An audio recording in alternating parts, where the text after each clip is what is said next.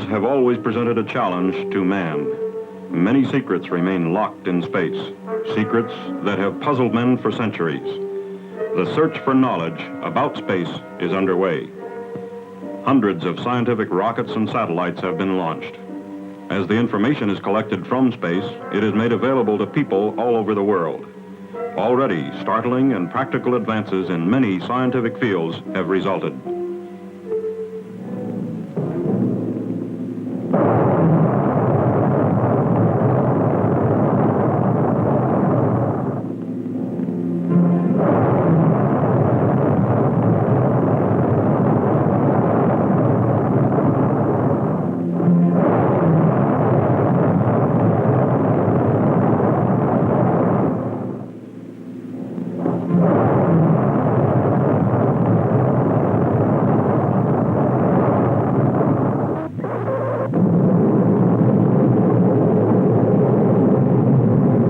Projects such as these, information was obtained from scientific instruments in the rockets and satellites.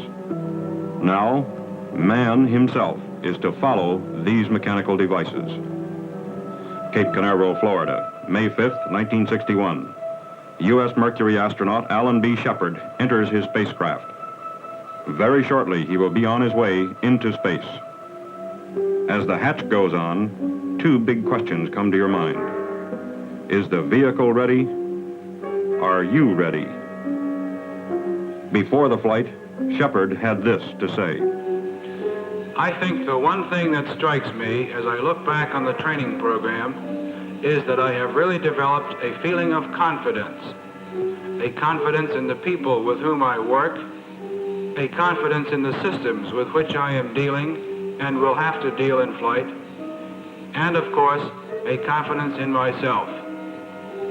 You're confident, but you're human, and you go over the program just one more time. A feeling of confidence.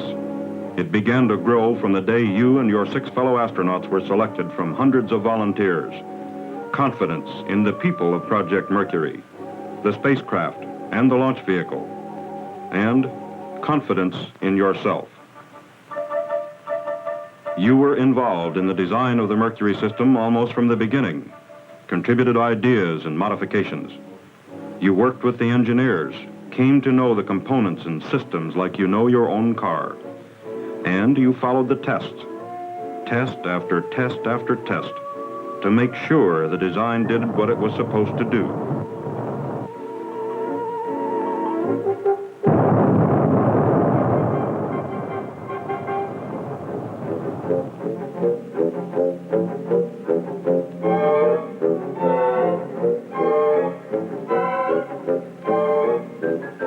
While research and development was underway, you went through almost 2 years of training.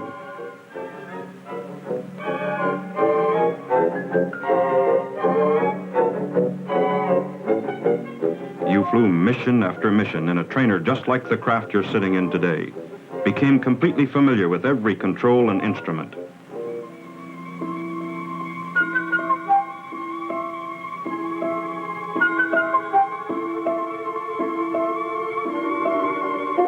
An academic program informed you and the other pilots on astronautics, space mechanics, and spaceflight, kept you briefed on all new developments in the project. Zero-gravity flights in aircraft acquainted you with the condition of weightlessness you would encounter in flight.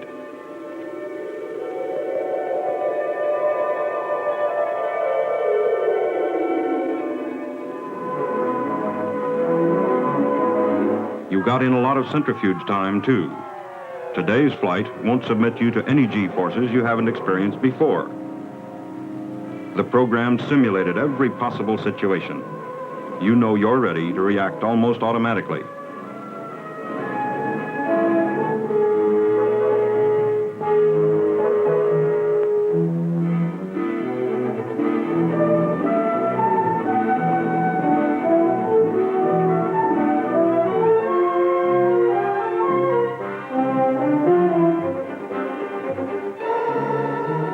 You practice controlling the craft attitude by manual control of pitch, roll, and yaw jets.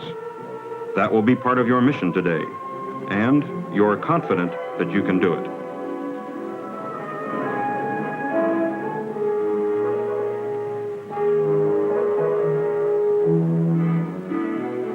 You piled up plenty of experience in the three-dimensional rotation. You know that even if tumbling situations occur after separation, you can bring the craft under control with your manual control system. There were continuing flights in high-performance aircraft. They were important to you, too. You're an experienced test pilot. Flying is your business in any type of craft. You remember extensive training in escape and survival techniques. There is always the slight chance the spacecraft may land outside the pre-planned area. As you sit in the spacecraft, waiting for launch, you know your training has covered every conceivable eventuality, every emergency, no matter how unlikely.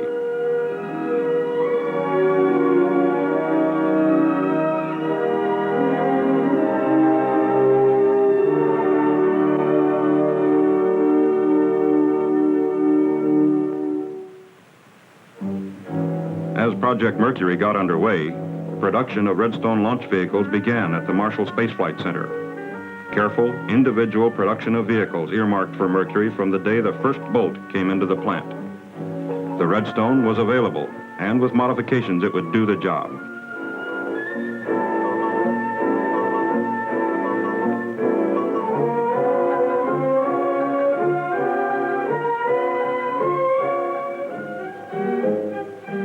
At the McDonnell Aircraft Company plant at St. Louis, just 3 months after project inception, prototype spacecraft production was begun. A few short months later, production spacecraft were being completed. Your trips to the production points were important. You became thoroughly familiar with the Mercury systems. The closer you got to the system, the more confident you became. You followed the flight test program closely. Components, then systems, then prototypes, then production craft. A pyramid of testing. A pyramid of tests that would lead to manned flight. You knew that data and know-how was being gathered to reduce the risk element.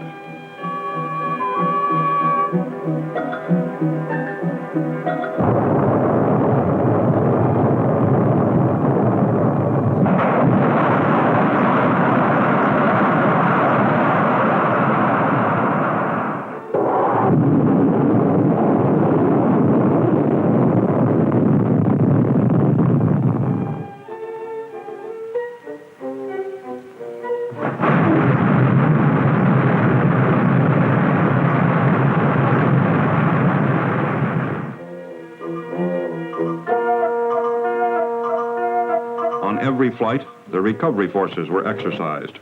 Procedures were developed to locate the craft and retrieve it. It became obvious that the craft would not be in the water very long after landing. A chimpanzee named Ham and 2 monkeys successfully flown in the spacecraft indicated the feasibility of manned flight.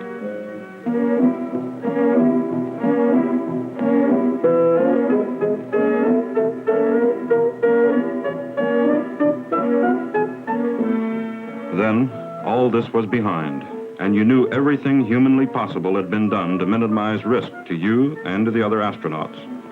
It was time now for manned ballistic flight, Mercury Redstone 3. At Cape Canaveral, Launch Pad 5, preparations for the MR3 flight began weeks before launch day. You went out and watched the Redstone slowly, carefully raised into place on the launch pad. You knew that you might be the pilot. For about 10 days prior to meeting with the spacecraft, the Redstone underwent exhaustive tests, inspections, and simulated launch operations. This vital part of the mission, the launch vehicle, must be as near perfect as man can make it before the spacecraft is installed. You and your fellow astronauts followed the test program closely.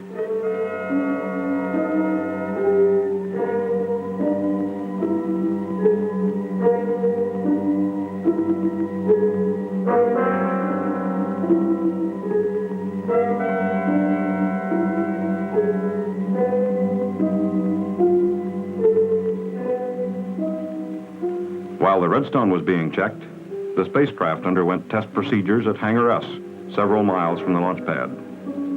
Test the electrical systems, the mechanical systems, communications, instrumentation, the sequential system.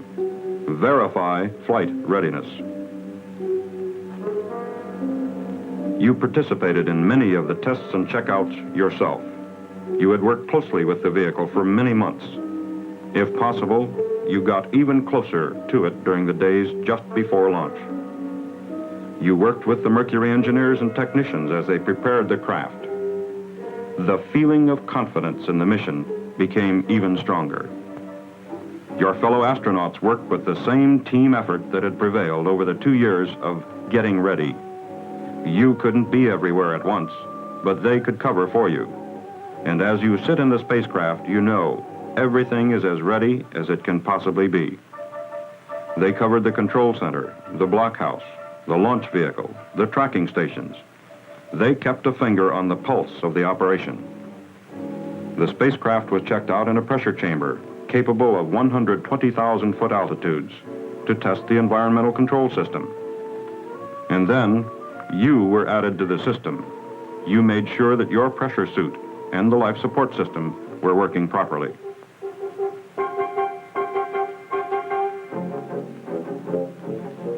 You knew that you weren't just going for the ride. You would be required to gather information, make practical contributions, make sure you collected usable data. You remember the final days in Hangar S, the retro rocket package being installed, and you know the care, the attention to every detail that went into the final servicing. The escape tower with its solid propellant rocket, the system which will pull the spacecraft safely clear of the launch vehicle before a catastrophic failure, either on the pad before launch, during the launch, or while the vehicle is in powered flight. It's a reassuring thought as you go through your pre-launch countdown. When each spacecraft system has been thoroughly checked out, a complete simulated launch and flight operation was run to make certain all the systems work together as well as individually. And then the Mercury spacecraft was moved to the launch pad to be mated with its launch vehicle. At the pad, the spacecraft was raised to position on top of the vehicle. Now you knew that the final round of testing was at hand. This flight will provide added qualification for the spacecraft and its systems in space and train a pilot for later Atlas-boosted orbital flights.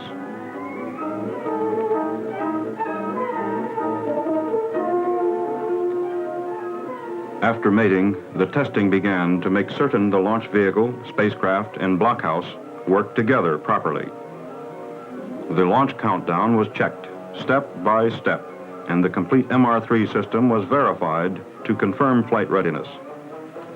Complete flight missions from liftoff through landing, both for normal and for emergency cases, were flown electronically.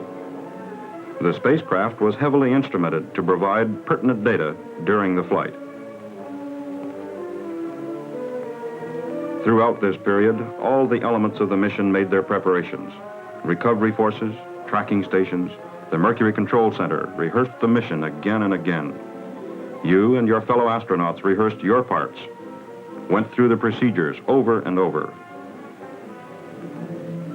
3 days before launch, a go, no-go review board evaluated the flight readiness of all the mission elements: spacecraft, launch vehicle, pilots, tracking stations, recovery forces, everything.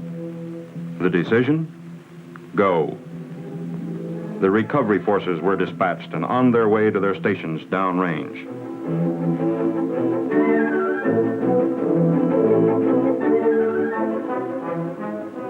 May 1st, 1961. Less than 2.5 years from Project Mercury initiation.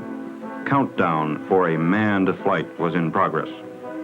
That's a day that you will never forget. MR3 followed a split countdown, about 4 hours the first day, a little over 6 hours the second day. This procedure helps reduce personnel fatigue. Hydrogen peroxide fueling. This is used in the spacecraft attitude control system. The first day's countdown was completed with this operation. Very early in the morning, May 2nd, the final countdown is underway. Liquid oxygen for the launch vehicle.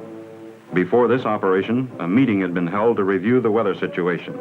The weather was marginal, but the decision? Go.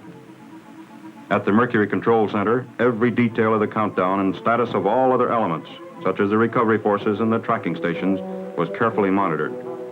The Mercury Operations Director manages the entire flight from the center.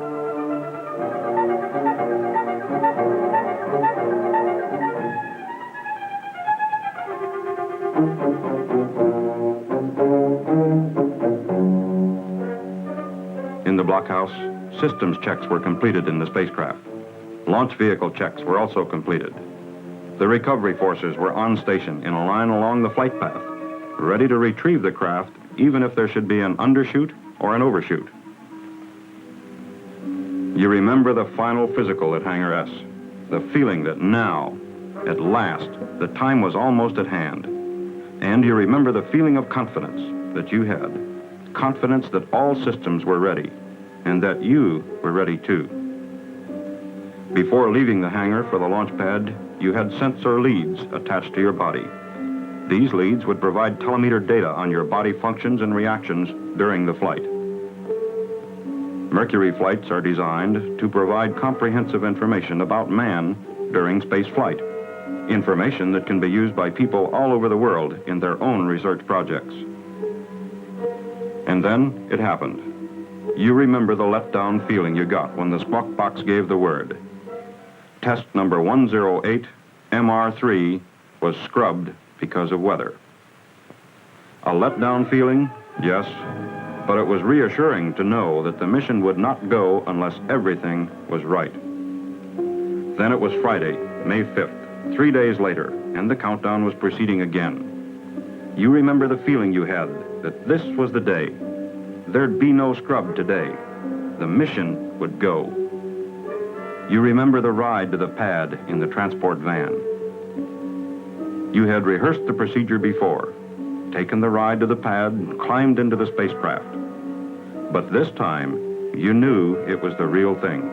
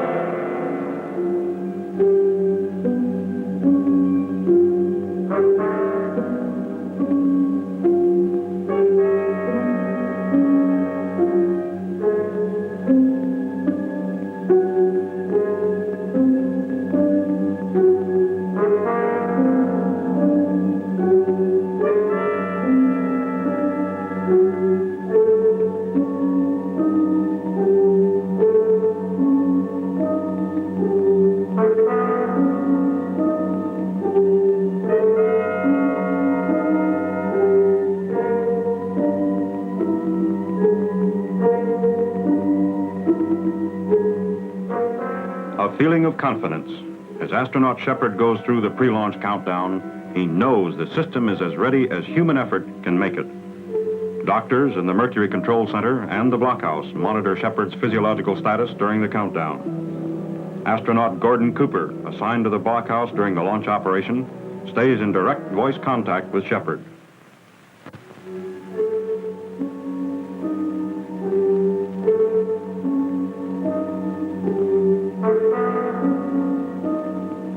As the gantry is pulled back, the emergency vehicle known as the cherry picker is raised into position. An armored car is located at the pad. It can operate in any terrain. At the viewing stands about 2 miles away, hundreds of press, radio, and television representatives stand by to witness the launch. A helicopter stands by to take a doctor anywhere he might be needed. astronauts Carpenter and Schirra take off to make direct aerial observation of the early portion of your flight.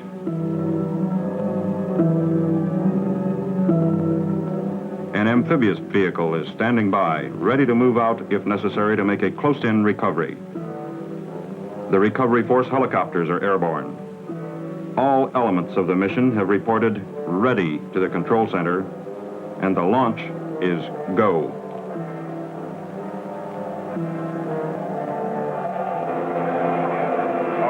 Okay, ready to resume the count?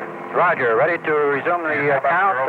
STE, I'm going to turn it over to Stoney, verify. Resume the count. Okay, Stoney, take it over. Roger. 5 seconds.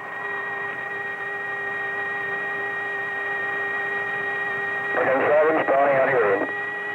7, loud and clear, Stoney. All right, you're loud and clear also. 1 minute and counting. Roger. Bearing command. 30 watts. Roger, periscope has retracted. That's the full periscope pickup. Rain bus 24 volts, 26 amps. 10, 9, 8, 7, 6, 5, 4, 3, 2, 1, 0.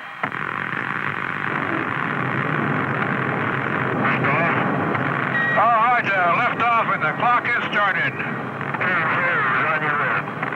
Yes, sir. Reading you loud and clear. This is Freedom 7. The fuel is go. 1.2 G. Cabin at 14 psi. Oxygen is go.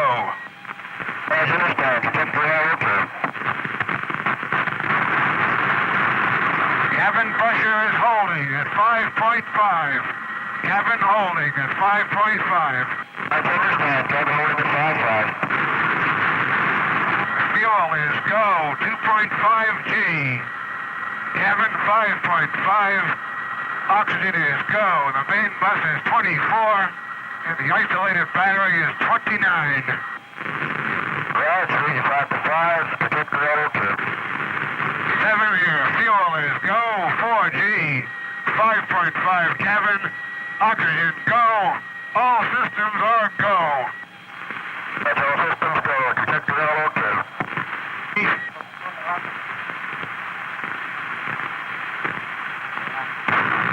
Cut off. Tower jettison green. Okay, switching to manual pitch. That's manual pitch. Pitch is okay. Switching to manual yaw. Manual yaw. Roger, 2, okay. Yaw is okay. Switching manual roll. Roll is okay. Let's go there. On the periscope, what a beautiful view. Cloud cover over Florida, 3 to 4 tenths near the eastern coast. Obscures up through Hatteras. Okay, this is Freedom 7. And T build up. 3, 6, 9. Okay. Okay. Coming through loud and clear. Okay. Okay. This is 7. Okay.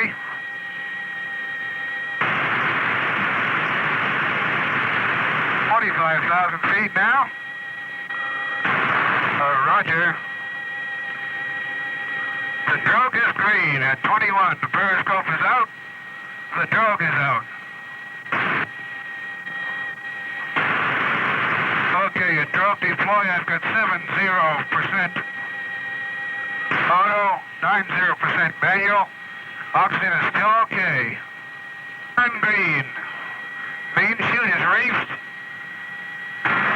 Main chute is green. Main chute is coming unreefed and it looks good. The main chute is good. Rate of descent is reading about 35 feet per second.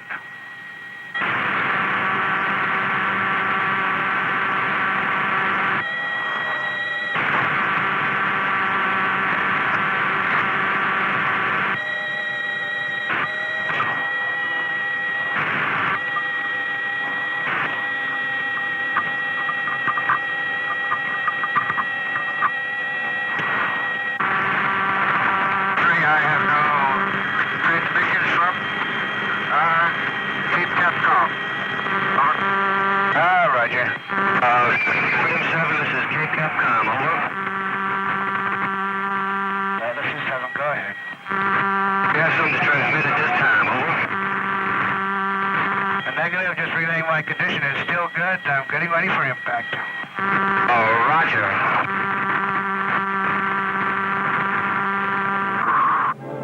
MR3 followed a normal ballistic arc, peaking at about 115-mile altitude.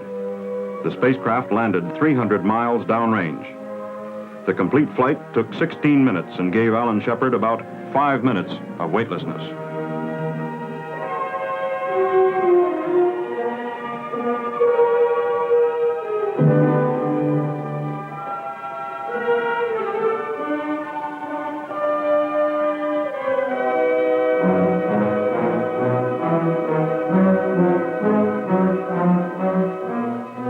Just 11 minutes after the spacecraft landed, Shepard and the craft were on the Lake Champlain.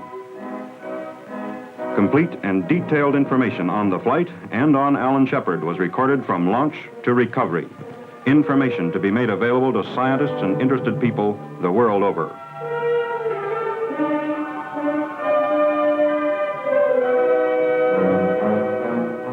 Within minutes after the flight, Shepard received a "well done" from the President on behalf of the people of the United States.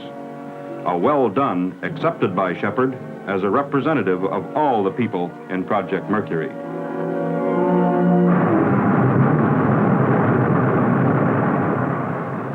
Project Mercury, another step in man's search for knowledge. Freedom 7, another step toward man in space.